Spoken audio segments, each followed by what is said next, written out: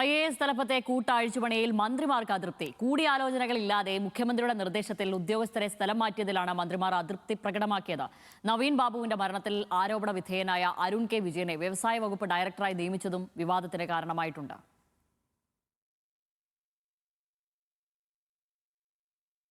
6 ജില്ലാ കളക്ടർമാർ ഉൾപ്പെടെ 14 IAS ഉദ്യോഗസ്ഥർക്കാണ് കൂട്ടസ്ഥലം മാറ്റം നൽകിയുള്ള സർക്കാർ ഉത്തരവ്.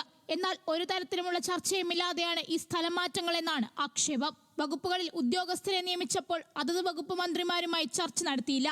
മുഖ്യമന്ത്രിയുടെ ഓഫീസ് ഏകപക്ഷീയമായി തീരുമാനങ്ങൾ എടുക്കുകയായിരുന്നു. ജില്ലാ കളക്ടർമാരെ നിയമിച്ചപ്പോൾ റവന്യൂ വകുപ്പിനെയും അറിയിച്ചില്ല. ഇതിൽ റവന്യൂ മന്ത്രി AP അനിൽകുമാർ അതൃപ്തി നേതൃത്വത്തെ അറിയിച്ചതായാണ് സൂചന.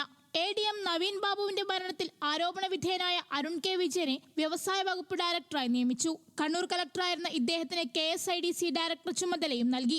ഈ മാറ്റങ്ങൾ സംബന്ധിച്ച് കൂട്ടായ ചർച്ച നടത്തിയില്ലെന്നാണ് ആക്ഷേപം. വിഷയം ആഭ്യന്തരകാര്യമാണെന്നും മാധ്യമങ്ങളോട് ചർച്ച ചെയ്യേണ്ടതില്ലെന്നുമായിരുന്നു വ്യവസായ വകുപ്പ് മന്ത്രി PK കുഞ്ഞാലിക്കുട്ടിയുടെ പ്രതികരണം. അതൊക്കെ ഇന്നർ കാര്യങ്ങളാണ്, അകത്തുള്ള കാര്യങ്ങൾ. അത് മീഡിയേറ്റ് ചർച്ച ചെയ്യാൻ ഞാനുണ്ടാവില്ല. ഘടകകക്ഷി മന്ത്രിമാർ ഉൾപ്പെടെ അതൃപ്തി പ്രകടമാക്കിയ സാഹചര്യത്തിൽ സ്ഥലമാറ്റം സംബന്ധിച്ച് UDF ചർച്ച ചെയ്തേക്കും. ന്യൂസ് മലയാളം, തിരുവനന്തപുരം.